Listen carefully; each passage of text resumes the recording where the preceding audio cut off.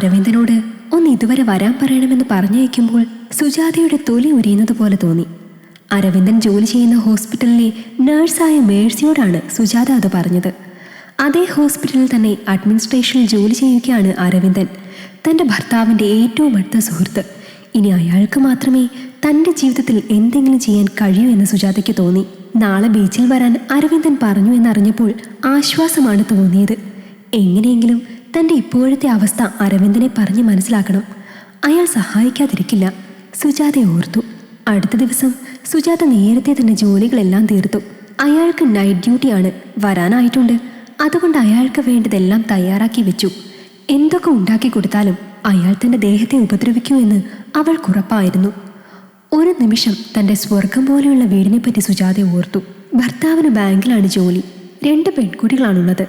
സ്വന്തമായി ടൗണിൽ തന്നെ കണ്ണായ സ്ഥലത്ത് 2 നില വലിയ വീടുണ്ട്, കാറ്, മറ്റെല്ലാ സൗകര്യങ്ങളും ഉണ്ട്. പക്ഷെ താൻ അതിലൊന്നും തൃപ്തിയല്ലായിരുന്നു. എപ്പോഴെങ്കിലും മാത്രമാണ് താനും ഭർത്താവും തമ്മിൽ സ്വകാര്യ നിമിഷങ്ങൾ ഉണ്ടാകാറുള്ളത്. അതും വഴിപാട് പോലെ സ്വന്തം കാര്യം മാത്രം നോക്കി തിരിഞ്ഞുകിടക്കുന്ന ഭർത്താവിനെ അവൾ പലപ്പോഴും വെറുപ്പോടെയാണ് കണ്ടിരുന്നത്. പക്ഷെ തനിക്കും കുഞ്ഞുങ്ങൾക്കും വേണ്ടി ഓടിത്തളർന്നാണ് അയാൾ അവിടെ വന്ന് കിടക്കുന്നത് എന്നവൾ ഓർത്തില്ല. ഒരിക്കലും അയാൾ തന്നെ ശ്രദ്ധിക്കുന്നില്ല എന്ന് സുജാതയ്ക്ക് തോന്നി. അതുകൊണ്ട് തന്നെ മാനസികമായി സ്വന്തം ഭർത്താവിൽ നിന്നും സുജാത ഒരുപാടാകുന്നു. അങ്ങനെ ഇരിക്കുന്ന സമയത്താണ് തൊട്ടടുത്ത ക്വാർട്ടേഴ്സിൽ ഒരു പുതിയ താമസക്കാരൻ വരുന്നത്.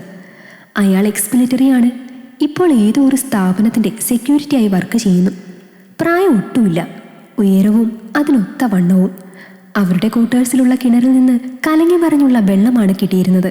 അതുകൊണ്ട് തന്നെ പാചകം ചെയ്യാൻ നല്ല വെള്ളത്തിനായി അയാൾ ഇവിടേക്ക് വരും. ഇവിടുത്തെ കിണറിൽ നിന്ന് കോരിയെടുത്തോട്ടെ എന്ന് ചോദിച്ചപ്പോൾ സമ്മതിച്ചു. അത് പിന്നെ ഒരു പതിവായി. എന്നും രാവിലെയും വൈകിട്ടും അയാൾ അവിടെ വന്ന് വെള്ളം കോരാൻ തുടങ്ങി. അപ്പോൾ തുടങ്ങിയ സൗഹൃദം പതിയെ നിറം മാറാൻ തുടങ്ങി.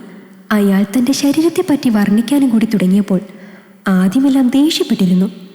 എങ്കിലും പിന്നീട് അത് ആസ്വദിക്കാൻ തുടങ്ങി. തൻ്റെ ഭർത്താവ് പോലും ശ്രദ്ധിക്കാത്ത തന്നെ ഒരാൾ കൂടുതലായി ശ്രദ്ധിക്കുന്നത് കണ്ടപ്പോൾ മനസ്സറിയാതെ അയാളിലേക്ക് ചാഞ്ചാടാൻ തുടങ്ങി. ഇതുവരേക്കും ഭർത്താവ് നീണ്ടുവിടർന്ന തൻ്റെ കണ്ണുകൾ ശ്രദ്ധിച്ചിട്ടില്ല. പക്ഷെ അയാൾ അത് ശ്രദ്ധിച്ചു.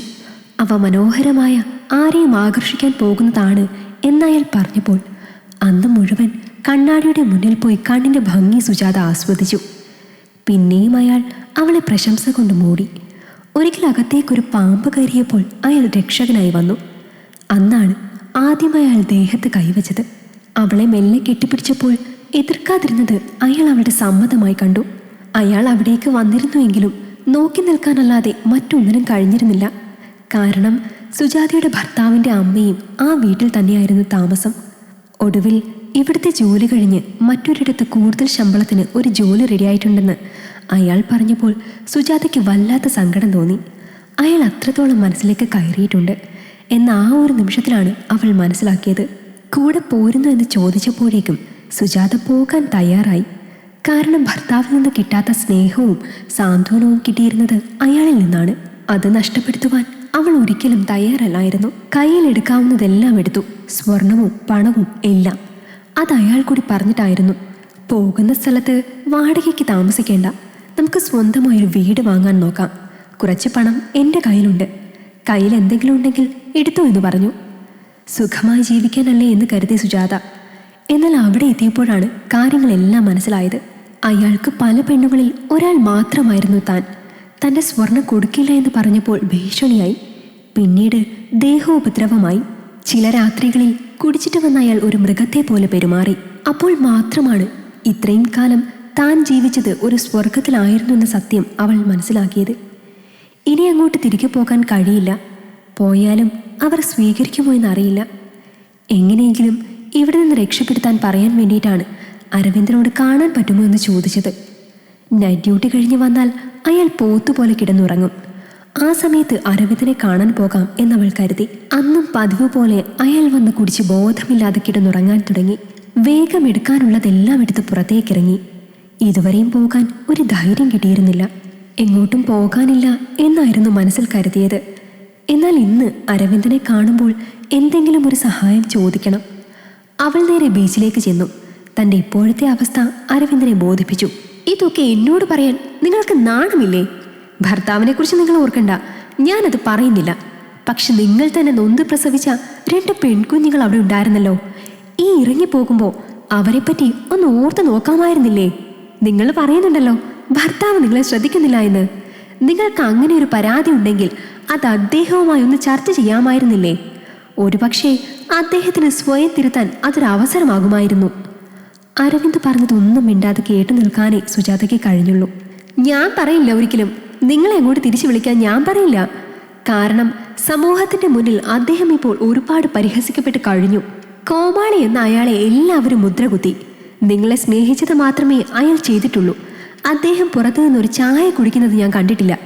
കിട്ടുന്ന പണം മുഴുവൻ നിങ്ങൾക്ക് വേണ്ടി ചിലവഴിച്ചു. അതിനുള്ള കൂലിയാണ് നിങ്ങൾ കൊടുത്തത്. അതുകൊണ്ട് നിങ്ങളെപ്പറ്റി ഇനി ഒന്നും ആ മനുഷ്യനോട് പറയാൻ എനിക്ക് പറ്റില്ല. അരവിന്ദൻ പറഞ്ഞത് കേട്ട് സുജാത അവിടെ തളർന്നിരുന്നു. മാനുഷിക പരിഗണന വെച്ച് ഒരു കാര്യം ഞാൻ ചെയ്യാം. ഒരു ജോലി എവിടെയെങ്കിലും തരപ്പെടുത്തി തരാം. താമസിക്കാൻ ഏതെങ്കിലും ഒരു ഹോസ്റ്റലും. ഇതിൽ കൂടുതൽ സഹായം എന്നിൽ നിന്നും പ്രതീക്ഷിക്കരുത്.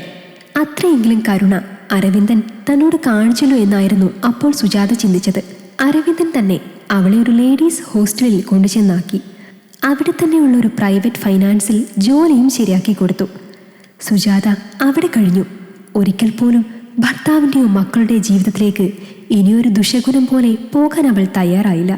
കാരണം ഒരു നിമിഷത്തെ ബുദ്ധിമോശം കൊണ്ട് താനെടുത്ത തീരുമാനം തൻ്റെ ജീവിതം മുഴുവൻ തകർക്കാൻ പറ്റുന്ന ഒന്നാണെന്ന തിരിച്ചറിവ് അവൾക്ക് ഇതിനകം തന്നെ ഉണ്ടായിക്കഴിഞ്ഞിരുന്നു. ഈ കഥ നിങ്ങൾക്കിഷ്ടമായെങ്കിൽ ലൈക്ക് ചെയ്യൂ. നിങ്ങളുടെ അഭിപ്രായങ്ങൾ കമൻ്റായി രേഖപ്പെടുത്തൂ.